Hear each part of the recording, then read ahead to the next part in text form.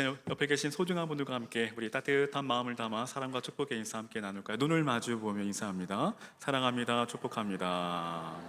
참 잘 오셨습니다. 네. 눈을 마주 보지 않는 분들이 몇 분 계신 것 같아요. 네. 사랑하는 여러분, 부활절 이후의 삶을 잘 살아내고 계신가요? 이렇게 말씀드리면 부활주일 지난 지가 언젠데 라고 생각하시는 분들 계실지 모르겠습니다. 근데 여러분, 사실 매 주일이 부활주일입니다. 우린 안식 후 첫날인 주님이 부활하신 오늘, 그 부활의 주님을 찬양하고 경배하며 그 주님을 예배합니다. 그래서 매 주일이 부활주일입니다. 특별히 지난 부활주일을 맞아 우리는 사망 권세를 이기신 그 부활의 주님을 기쁨으로 또 찬양했습니다. 할렐루야, 예수 부활하셨네. 이 기쁨과 감사, 영광의 찬양이 우리 가슴을 뜨겁게 울립니다. 그 순간만큼은 온 세상의 슬픔이 사라지고 당장이라도 하늘 문이 열릴 것 같은 벅찬 감격에 사로잡힙니다. 하지만 부활절이 지나고 다시 치열한 일상으로 돌아온 지금 우리의 삶은 어떻습니까? 무덤은 비어 있으나 우리의 내면에는 부활의 기쁨도 잠시 여전히 세상의 염려와 삶의 무게로 가득 차 있지는 않습니까? 그토록 감격스러웠던 주일이 지나고 월요일 아침이 밝아오면 우리의 삶은 어떻습니까? 우리는 어김없이 알람 소리에 무거운 몸을 일으켜야 합니다. 만원 버스에 몸을 싣고 출근하는 길, 책상 위에 산더미처럼 쌓인 업무들, 당장 이번 달에 결제해야 할 대출 이자와 카드값, 그리고 나를 끊임없이 피곤하고 주눅들게 만드는 껄끄러운 인간관계들, 이 치열하고 차가운 숨막히는 일상 한가운데 덩그러니 서 있게 되면 우리 문득 이렇게 하나님을 향해 질문을 하곤 합니다. 하나님, 예수님이 2000년 전에 부활하셨다는 그 위대한 그 역사적 그 사실이 당장 오늘 내 삶의 피곤함과 또 쪼들리는 내 통장의 잔고와 무너진 내 자존감에 도대체 무슨 상관이 있단 말입니까? 그러니까 현대인들에게 신앙은 자꾸만 일상과 분리됩니다. 그러니까 우리는 컴퓨터나 스마트폰이 느려지면 업데이트를 하거나 또 전원을 껐다 켜는 리셋을 합니다. 더 좋은 앱을 깔고 더 좋은 운영 체제로 갈아타야 뒤처지지 않는다라고 생각합니다. 근데 우리 인생도 마찬가지죠. 끊임없이 자격증을 따고 연봉을 올리고 더 넓은 집으로 이사하며 내 인생을 업데이트하려고 안간힘을 씁니다. 하지만 우리 영혼의 밑바닥에 있는 그 헛헛함과 불안함은 세상의 그 어떤 업데이트로도 해결되지 않습니다. 그러니까 오늘 우리가 함께 살펴볼 이 골로새서 3장 말씀은 바로 이 질문에 대한, 이 고민에 대한 하나님의 명확하고도 파격적인 대답입니다. 그러니까 사도 바울은 부활을 그저 1년에 한 번 달걀을 나누어 먹으며 기념하는 과거의 사건으로 남겨두지 않습니다. 죽고 난 뒤에 천국에 간다는 막연한 미래의 보증 수표로만 말하지 않습니다. 바울에게 부활은 지금 그리고 여기에서 살아내야 하는 가장 실제적인 삶의 운영 체제이며 또 우리 영혼을 근본적으로 뒤바꾸는 완벽한 리셋입니다. 오늘 우리는 이 본문에 나타난 이 구절구절을 통해 부활 이후의 삶이라는 이 거대한 영적인 파도가 우리의 팍팍한 일상을 어떻게 덮어내고 씻어내고 새롭게 창조하는지 이 세 가지 큰 기둥으로 함께 나누어 살펴보고자 합니다. 이 시간 그 귀를 열고 마음을 열어 하나님의 그 말씀의 음성에 귀를 기울일 수 있기를 바랍니다. 그러니까 부활의 생명이 내 안에 들어왔을 때 성도에게 일어나는 가장 첫 번째 그리고 가장 강력한 변화는 바로 시선의 방향이 완전히 뒤집힌다라는 것입니다. 즉 시선의 방향 전환입니다. 오늘 본문 1절과 2절 같이 한번 읽어볼까요? 본문 1절과 1절입니다. 시작. 그러므로 너희가 그리스도와 함께 다시 살리심을 받았으면 위의 것을 찾으라. 거기는 그리스도께서 하나님 우편에 앉아 계시느니라. 위의 것을 생각하고 땅의 것을 생각하지 말라. 이 본문은 아주 중요한 가정으로 시작합니다. 너희가 그리스도와 함께 다시 살리심을 받았으면, 여러분, 구원은 단순히 내 죄가 용서받고 끝나는 마이너스 통장이 청산되는 것이 아닙니다. 그럼 예수님이 부활하실 때 내 영혼도 사망에서 생명으로 다시 살아나는 엄청난 재창조의 사건입니다. 믿으시면 아멘. 여러분, 고린도후서 5장 17절에 그런즉 누구든지 그리스도 안에 있으면 새로운 피조물이라. 이전 것은 지나갔으니 보라 새 것이 되었도다. 이렇게 다시 살아난 사람은 더 이상 과거의 삶의 방식대로 세상을 보지 않습니다. 바울은 강력하게 촉구합니다. 위의 것을 찾으라, 땅의 것을 생각하지 말라. 여기서 생각하라라는 말은 헬라어 원어로 단순한 뇌 활동을 넘어서 내 마음의 깊은 애정과 목적을 그곳에 두라는 뜻입니다.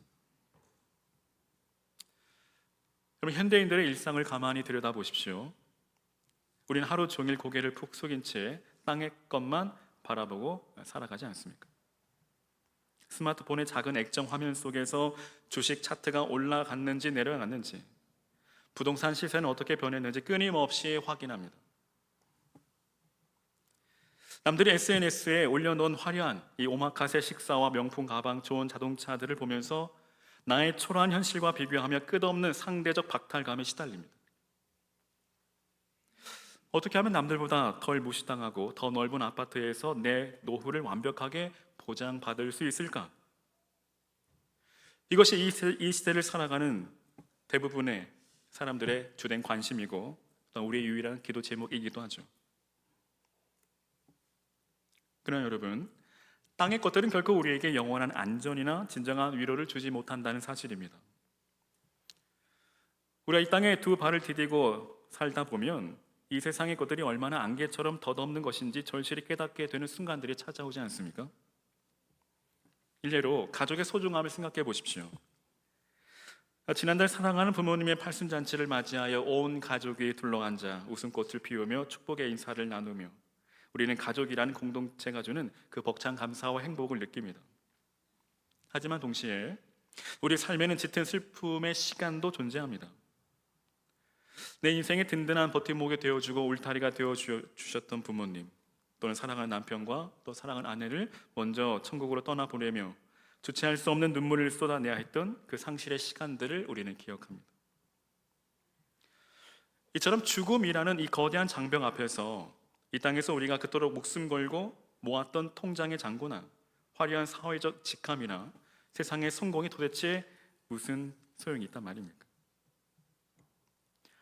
땅의 렌즈로만 세상을 바라보면 우리의 인생은 결국 늙어감에 대한 두려움과 또 사랑하는 사람과의 가슴 찢어지는 이별의 허무함으로 끝날 수밖에 없습니다.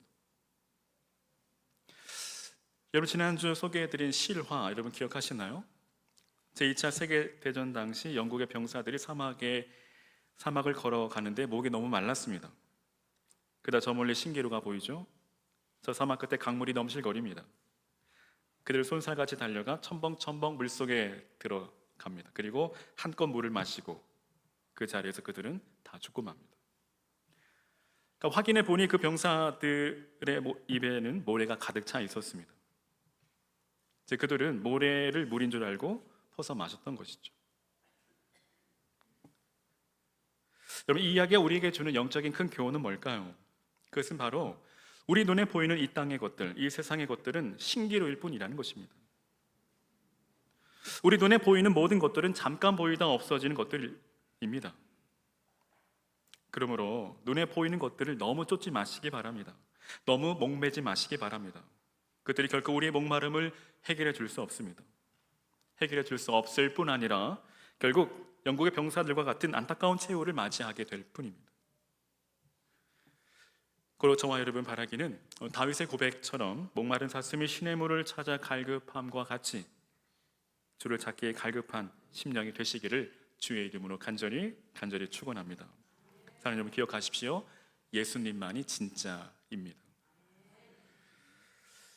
계속해서 이어지는 3절과 4절에서 사도 바울은 우리의 영혼을 뒤흔드는 엄청난 선언을 합니다. 우리 3절과 4절 같이 한번 우리 말씀을 봉독하겠습니다. 시작. 이는 너희가 죽었고 너희 생명이 그리스도와 함께 하나님 안에 감추어졌음이라. 우리 생명이신 그리스도께서 나타나실 그때에 너희도 그와 함께 영광 중에 나타나리라. 아멘. 그러니까 부활신앙은 이 세상의 헛된 것들로부터 우리의 시선을 번쩍 들어 올려 영원을 보게 만듭니다. 오늘 우리의 진짜 생명, 우리의 진짜 가치는 세상의 은행 금고에 들어있지 않습니다.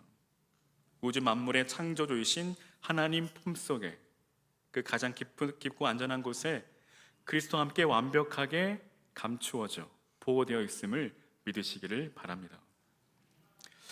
유명한 기독교 사상가 이 C.S. 루이스는 이렇게 말합니다. 하늘을 겨냥하십시오. 그러면 땅의 것들은 덤으로 얻게 될 것입니다. 그러나 땅의 것을 겨냥하면 하늘과 땅 두 가지 모두를 잃게 될 것입니다.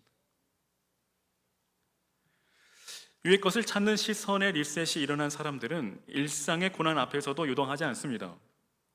왜일까요? 먼저 천국으로 떠나보내는 기쁨 슬픔 속에서도 영원토록 썩지 아니할 부활의 몸으로 다시 만나게 될 것을 믿기 때문이죠. 직장에서 동료들에게 억울한 오해를 받고 세상의 경쟁에서 조금 뒤처지는 것 같아 두려울 때도 내 진짜 생명과 가치는 이력서 한 줄에 있는 것이 아니라 예수 그리스도의 십자가 보혈로 이미 완벽하게 증명되었다라고 선포하며 당당하게 걸어갈 수 있습니다. 이것이 무덤을 이기신 예수 그리스도의 부활을 매일매일의 일상으로 살아내는 성도의 첫 번째 위대한 특권이라는 것입니다. 이제 우리의 시선이 땅에서 하늘로 올려졌다면 우리의 두 발이 딛고 있는 이 끈적끈적한 현실의 삶에서 아주 구체적이고 또 치열한 행동의 결단이 뒤따라야 합니다. 바울은 오전에서 우리 내면의 깊은 어둠을 향해 날카로운 이 성령의 메스를 들이댑니다. 우리 5절 말씀 같이 함께 봉독합니다. 시작. 그러므로 땅에 있는 지체를 죽이라. 곧 음란과 부정과 사욕과 악한 정욕과 탐심이니 탐심은 우상 숭배니라. 바울은 적당히 타협하라거나 죄와 둥글둥글하게 잘 지내보라고 말하지 않습니다. 아주 무섭고 단호하게 죽이라고 명령합니다. 그러니까 죽이라는 이 헬라어 의미는 달래거나 타협하라는 것이 아니라 무감각하게 만들거나 완전히 사형을 집행하라는 단호하고 과격한 명령입니다. 이 치열한 영적 전투를 현대인들이 가장 피부에 와닿게 공감할 수 있는 비유가 하나 있는데 바로 새 집으로의 이사입니다. 최근에 낡은 집을 떠나 새로운 보금자리로 이사를 하시면서 짐을 정리해 보신 분들은 이 말씀이 무슨 뜻인지 깊이 공감하실 겁니다. 그리고 이사를 해보신 분들 역시도 공감하실 건데요. 그럼 포장 이사를 부른다 해도 결국 내 손으로 버릴 것들을 골라내야 합니다. 그러니까 이삿짐을 싸다 보면 정말 깜짝 놀랄 일이 있습니다. 베란다 구석이나 장롱 위, 창고 깊숙한 곳에서 유통기한이 몇 년이나 지난 음식들, 또 곰팡이가 쓸어버린 옷들, 언제 샀는지 기억조차 나지 않는 쓸데없는 잡동사니들이 산더미처럼 쏟아져 나옵니다. 그럼 한번 생각해 볼까요, 여러분? 깨끗하게 도배를 하고 멋진 조명을 달아놓은 넓은 새 집으로 이사를 들어가면서 그 냄새나고 또 고장난 쓰레기들을 아까우니까 바리바리 싸들고 들어가는 사람 아마 있을까요? 아마 한 사람도 없을 겁니다. 아무리 한때 내게 필요했던 물건이라 할지라도 새 집의 격에 맞지 않는 낡은 것들은 대형 쓰레기 봉투에 담아 미련 없이 버려야 합니다. 사랑하는 여러분, 우리는 십자가의 은혜로 사망 권세에서 생명의 나라로 또 새로운 영적 주소지로 완벽하게 이사를 마친 사람들입니다. 믿으시면 아멘. 우리는 부활의 새 집에 사는 사람들입니다. 근데 문제는 뭘까요? 우리의 호적은 새 집으로 옮겼는데 우리는 여전히 옛 집에서 쓰던 낡고 더러운 습관들을 버리지 못하고 새 집으로 질질 끌고 들어온다는 것입니다. 그 대표적인 낡은 가구가 바로 탐심입니다. 바울은 이 모든 지독한 죄의 뿌리를 하나로 모아 탐심은 우상 숭배라고 쐐기를 박습니다.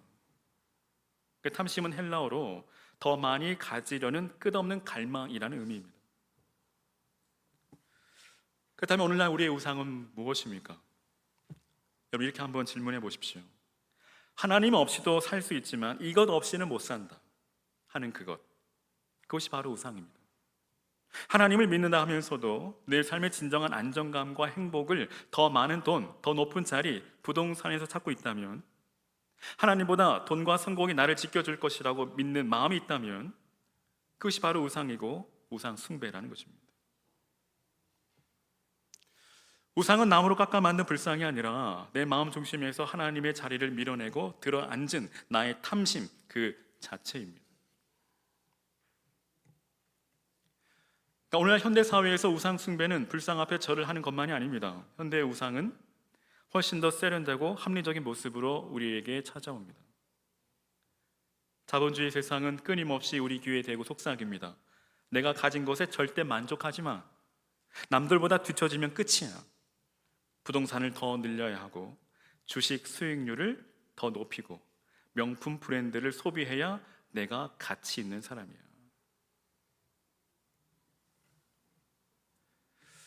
팀 켈러 목사님은 현대인의 우상에 대해 이렇게 정의합니다. 하나님보다 더 사랑하고 더 의지하며 그것이 내 삶에서 사라지면 내 존재 자체가 무너져 버릴 것 같은 그 어떤 좋은 것. 자녀의 명문 대입 진학, 나의 사회적 성공, 사람들의 인정, 통장에 두둑한 잔고, 이 자체는 죄가 아니지만 이것들이 하나님이 계셔야 할 내 마음의 그 좌소를 차지하고 나를 조종한다면 그것이 바로 탐심이고 우상이라는 것입니다. 여러분, 이 탐심의 낡은 가구를 부활의 새 집에 결코 들여놓아서는 안 됩니다.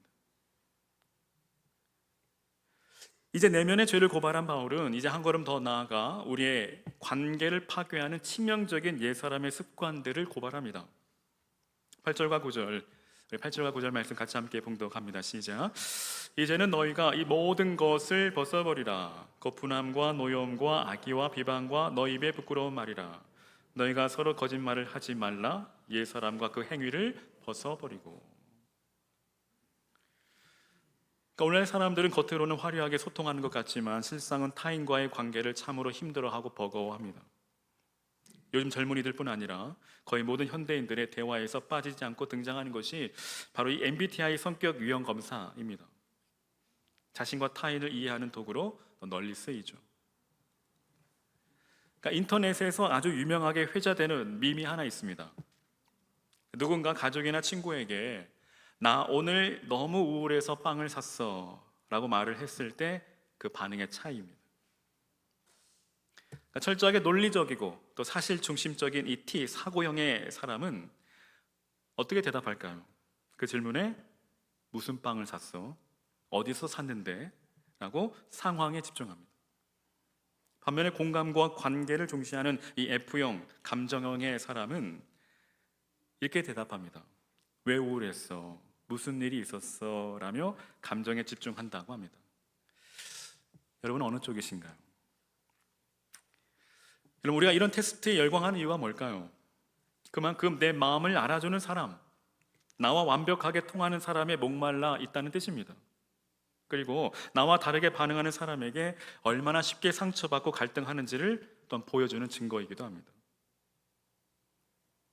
사랑하는 여러분, 성향이 달라서 갈등이 일어날 수 있습니다. 그러나 우리 관계가 산산이 조각나는 그 근본적인 원인은 MBTI 차이가 아닙니다.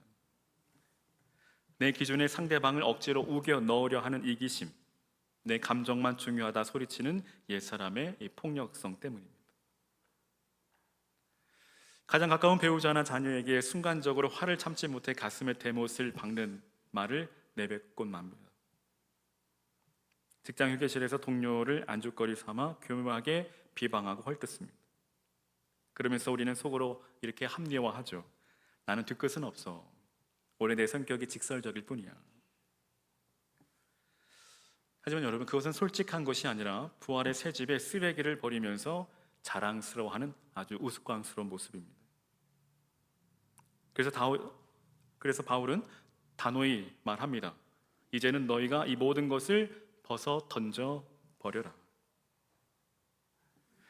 나와 다른 타인을 내 잣대로 정죄하는 대신 십자가의 사랑으로 덮어주고 분노의 노여움을 쏟아내는 대신 축복과 위로의 언어로 상대방을 살려내는 것, 이것이 바로 영적인 새 집으로 이사온 그리스도인이 마땅히 입어야 할 아주 우아하고 품격 있는 영적 홈웨어라는 것입니다.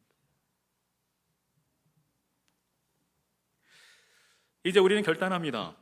탐심이라는 무거운 잡동사니를 십자가 앞에 내다버리고 분노와 비방, 이기심이라는 그 낡고 냄새나는 옷을 훌훌 벗어버리기로 다짐합니다. 그렇다면 그 텅 빈 마음에 벌거벗은 영혼 위에 무엇을 채우고 무엇을 입어야 할까요? 바울은 10절에서 그 말씀의 절정이자 또 우리에게 가장 큰 위로가 되는 그 복음의 진수를 증거합니다. 새 사람을 입었으니 이는 자기를 창조하신 이의 형상을 따라 지식에까지 새롭게 하심을 입은 자니라. 이 짧은 한 절 속에는 우리의 심장을 뛰게 하는 놀라운 비밀이 숨겨져 있습니다. 우리가 반드시 붙잡아야 할 복음의 위대한 균형입니다. 첫째로 우리는 이미 새 사람을 입었습니다. 이는 과거 완료형입니다. 즉 예수 그리스도를 나의 주님으로 구세주로 영접하는 그 순간 하나님의 법정은 오늘 저와 여러분을 향해 너는 더 이상 죄인이 아니라 완벽한 의로운 나의 자녀다라고 무죄를 선고하셨습니다. 우리의 신분은 완벽한 새 사람으로 확정되었습니다. 둘째로, 그런데 그 뒤에 나오는 말씀이 더 중요한데, 자기를 창조하신 즉 그리스도의 형상을 따라 지식에까지 새롭게 하심을 입은 자니라. 이는 현재 진행형입니다. 그러니까 여기서 새롭게 하심을 입는다라는 말은 헬라어로 단 한 번에 뚝딱 완성되는 마술이 아닙니다. 이것은 매일매일 지금 이 순간에도 계속해서 끊임없이 새롭게 빚어지고 있는 그 과정을 뜻합니다. 어쩌면 이 지점이 바로 오늘날 이 수많은 그리스도인들이 신앙생활을 하면서 가장 힘들어하고 또 깊은 영적 침체에 빠지는 이유라고 할 수 있습니다. 즉 주일날 예배당에 앉아 은혜로운 찬양을 부르고 눈물을 흘릴 때면 나는 당장이라도 세상을 다 품을 수 있는 완벽한 성자가 된 것 같습니다. 그래, 이제부터는 정말 새 사람답게 살아야지라고 다짐합니다. 근데 월요일 아침이 되면 어떻습니까? 출근길 운전대를 잡자마자 내 앞에 무리하게 끼어드는 차를 보며 입에서 거친 말이 튀어나오려 합니다. 회사에서는 내 공로를 가로채는 얄미운 상사를 보며 또다시 깊은 분노가 치밀어 오릅니다. 주식창이 파랗게 물든 것을 보거나 남들이 화려한 삶을 그 엿보면 또다시 치명적인 탐욕과 불안함에 마음을 빼앗깁니다. 이것이 오늘 우리의 현실이라는 것입니다. 그럴 때마다 사단은 소리 소문 없이 가만히 찾아와 우리에게 이렇게 참소합니다. 거봐, 내가 그럴 줄 알았어. 네가 무슨 그리스도인이야? 네가 무슨 목사야? 네가 무슨 성도야? 내가 무슨 부활을 믿는 사람이야? 너 어제도 화냈잖아. 방금 전에도 속으로 미워했잖아. 너는 구원받은 게 아닐지도 몰라. 우리는 한없는 자괴감에 무너집니다. 하지만 여러분, 결코 실망하거나 포기하지 마십시오. 사도 바울은 지금 우리에게 이렇게 말하고 있습니다. 그래, 내가 부족한 것은 사실이야. 그러나 너의 영혼은 지금 위대하신 건축가이신 성령님의 손에 의해 대대적인 리모델링 공사를 거치고 있는 중이야. 그러니까 문학가이자 변증가인 이 C.S. 루이스는 너무나 탁월한 비유로 우리에게 이렇게 설명해 줍니다. 한번 잘 들어보십시오. 여러분 상상해 보십시오. 당신은 지금 살아있는 집입니다. 어느 날 하나님께서 그 집을 고치러 들어오셨습니다. 처음에는 당신도 이해할 수 있는 일들을 하십니다. 막힌 하수구를 뚫고 지붕에 비가 새는 곳을 막으십니다. 그것은 당연히 고쳐야 할 일이기에 당신은 기꺼이 참고 견딥니다. 근데 어느 날 갑자기 그분이 커다란 망치를 들고 와서 집을 마구 부수기 시작하십니다. 기둥을 뽑고 벽을 허뭅니다. 미칠 듯이 아프고 당황스럽습니다. 주님, 대체 무슨 짓입니까? 왜 이렇게 저를 힘들게 하십니까? 여러분은 그저 조그맣고 깨끗한 오두막집으로 남아 평범하게 살기를 바랐을 뿐입니다. 그러나 주님의 생각은 다릅니다. 주님은 당신이라는 작고 초라한 오두막을 완전히 허물고 계신 것입니다. 왜냐하면 그 자리에 하나님 당신 자신이 친히 들어와 영원토록 거하실 우주에서 가장 크고 눈부신 영광의 궁전을 지으려 하시기 때문입니다. 잘 이해가 안 되신 것 같아요. 그렇습니다, 여러분. 이처럼 내 안에서 불쑥불쑥 튀어나오는 이기심과 분노를 보며 여러분 절망스러우신가요? 그것은 내 구원이 실패했다는 증거가 아니라 거룩하신 성령께서 지금 내 영혼의 집을 치열하게 뜯어 고치고 계시다는 역동적인 공사 현장의 소음일 뿐입니다. 공사 현장은 언제나 시끄럽고 먼지가 날리며 어수선한 법이죠. 그럼 지식에까지 새롭게 된다는 것은 무엇을 말할까요? 이는 우리의 가치관, 세계관, 또 인간을 바라보는 그 프레임 자체가 말씀의 반석 위에서 매일매일 재조정되어 간다라는 것입니다. 그러니까 부활 이후의 삶이란 한 번도 넘어지지 않는 완벽한 무균실의 삶이 아닙니다. 부활의 삶은 넘어졌을 때 부활의 능력으로 다시 일어서는 능력입니다. 오늘 저와 여러분 안에 이 부활의 능력이 항상 함께 하시기를 주의 이름으로 간절히 축원합니다. 이제 말씀을 마치려 합니다. 사랑하는 여러분, 예수님의 부활은 2000년 전 골고다 언덕 옆 무덤가에서 일어난 그 신기한 역사적 해프닝이 아닙니다. 부활은 오늘 치열하고 답답한 우리의 일상 한가운데로 걸어 들어와 우리 영혼의 그 밑바닥을 완전히 뒤엎어버리는 영적 지각 변동입니다. 그러므로 여러분, 이번 한 주 여러분이 그 팍팍한 삶의 현장으로 돌아가실 때 오늘 이 골로새서 3장의 말씀을 우리 마음판에 새길 수 있기를 바랍니다. 첫째는 오늘 우리의 시선을 위로 끌어올리시기를 바랍니다. 세상이 우리를 무시하고 내 통장 잔고가 나를 위협할 때 두려워하지 마십시오. 나와 내가 사랑하는 이들의 생명은 하늘 보좌에 계신 그리스도 안에 완벽하게 안전하게 보장되어 있음을 선포하며 믿음으로 그 소망의 길을 걸어가시기를 바랍니다. 둘째로 영적인 이삿짐을 과감히 내다 버리십시오. 끝없이 나를 불안하게 몰아세우는 이 탐심이라는 우상을 과감히 부숴 버리십시오. 나와 성향이 다르고 생각이 다른 사람을 정죄하고 헐뜯던 그 날카롭고 냄새나는 그 옛사람의 언어를 쓰레기통에 영원히 던져 버리시기를 바랍니다. 그 셋째, 매일매일 나를 빚어가시는 그 주님을 신뢰하며 새 옷을 입으시기를 바랍니다. 공사 중인 나 자신의 연약함을 인정하며 매일 십자가 앞에 엎드리시기를 바랍니다. 세상 사람들이 너는 왜 이 억울한 상황 속에서도 분노하지 않느냐?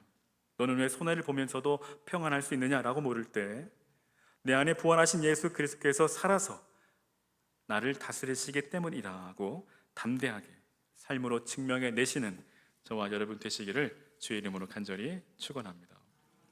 사랑하는 여러분, 우리의 끝없는 연약함에도 불구하고 하나님은 절대 저와 여러분을 포기하지 않고 우리를 눈부신 하나님 나라의 그 궁전으로 다듬어 가시는 그 위대한 건축가 그 성령님께 우리의 삶을 맡기시기를 바랍니다.